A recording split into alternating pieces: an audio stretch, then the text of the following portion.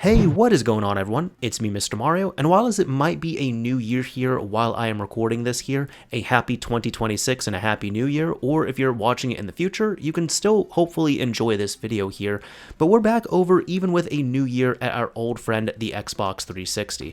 Now, I did want to bring this up here because this is actually an issue that myself and many others have talked about before, and it is well with the time on the Xbox 360. Not the default that you're seeing here where it defaults to 6 a.m., but I'll go ahead and show you this right here if we go into our settings. You might notice when you go into console settings, go into your clock settings right here, the date and time, typically when you disconnect your console from power and then reconnect it and you do not get connected online, is typically going to show a date like this, November 22nd, 2005.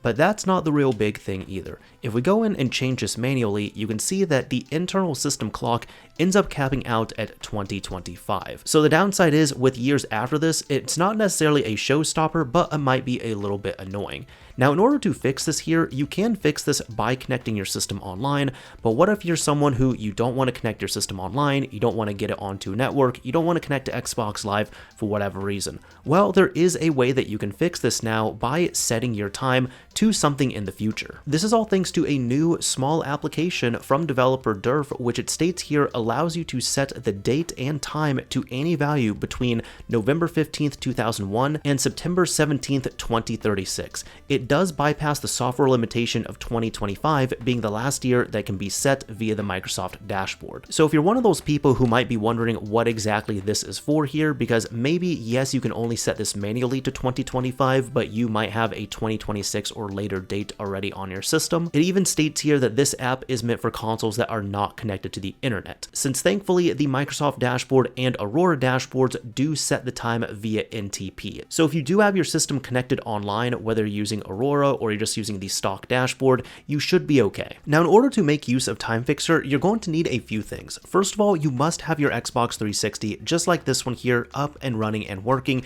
and most importantly, it needs to be modified in some way. You can use a software method such as bad update or bad avatar, or you could even have a hard modded system such as a JTAG or an RGH. You just need a way to run unsigned code, so this will not work on a bog standard retail unmodified system. You do need some way to run unsigned code on it, as I said. The second thing you're going to need is a way to transfer TimeFixer from a computer or a phone or however you're going to download it to your Xbox 360. For this, I'm going to be using my USB drive and a computer.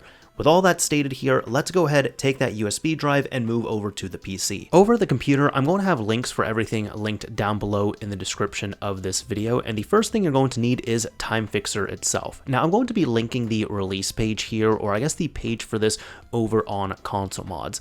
It does have some good information here, it shows the controls and such, but in short, if you just want to get the download, you can find it right here by clicking on TimeFixer and then download and save that somewhere you can easily find it. If you're having trouble extracting the 7-zip archive that you'll download, you might need to download and install 7-zip. It's easy enough to use, it's free, and you just need to download and install it like any other application. Finally, when you use TimeFixer, keep in mind that it is not going to set it to your specific time zone. It's going to be in UTC Coordinated Universal Time. So that means that you are going to have to convert whatever time you're looking for over to UTC. There's many different ways you can use this, different application sites or even in your head, but if you're needing some kind of UTC conversion available, I will have this website linked down below in the description. Once you have TimeFixer downloaded, all you need to do is right click and extract this into its own folder. When you get this folder, you can open it up and it's going to look a little something like this. You're going to have the TimeFixer executable as well as your media folder right here. All you need to do is copy this over. So we can close out of here. We're just going to right click, copy out this folder, go over to your USB drive, go over to where you want to put your applications. I have the applications directory, right click and paste. And if you want to make this look a little bit cleaner, I'm even going to rename this here, and no disrespect to Derf, but I'm just going to shorten that to TimeFixer. And there we go. With all that done, we can now exit out of here, right click, eject the USB drive, and take it back over to the console. Now that we have it downloaded and transferred over, we just need to actually run it. For this, I'm going to bring up my guide, go over to the file browser, USB, applications, and TimeFixer is right there, so just launch the executable.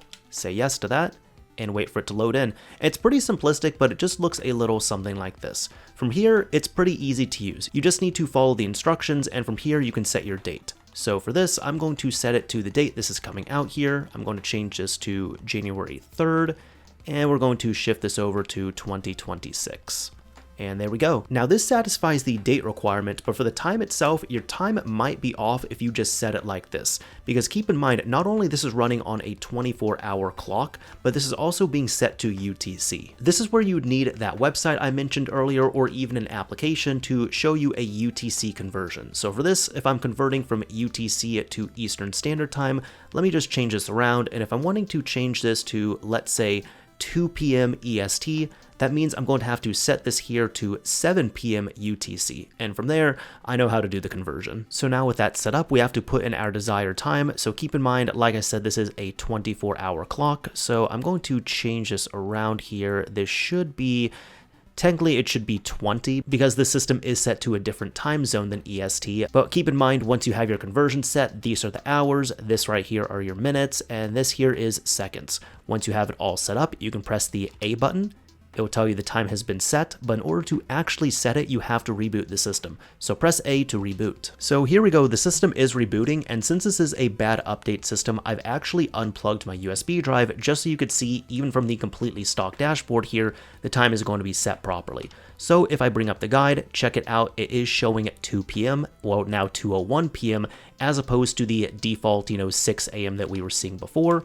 Finally, if I go over to settings, go to system, console settings, and clock, would you look at that, it is now set to the proper time on here. Now do keep in mind, even though this has been set by TimeFixer, if you go into your settings and go into date and time, this does not change the actual clock on here. You could see that even though my time itself is proper and what I'm wanting, if we go into our settings, the latest we can go is December 31st, 2025, although we can still change the actual clock itself. We just can't change the date manually further. And another thing to keep in mind here, just due to how the Xbox 360 works, when you check this out here, this is our actual current time itself. The system is still disconnected from the internet, but do keep in mind, if we completely unplug power from the console, plug it back in, and don't get connected online, this will default back to the original November 22nd, 2005 date. So whenever you lose power, if you're keeping your system offline, you will have to rerun TimeFixer again and then reboot it from there.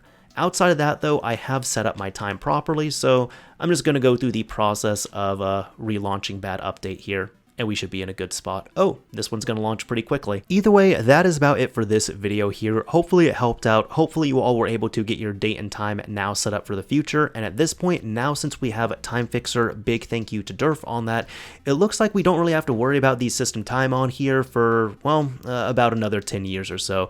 Whenever we get to 2036, I guess that's going to be a different conversation we have. Either way, that is about it for this video here. If you enjoyed it, a like would absolutely be appreciated. And if you didn't like it, a dislike is fine as well too. As I always say, this is Mr. Mario signing off. Thank you all for watching, everyone.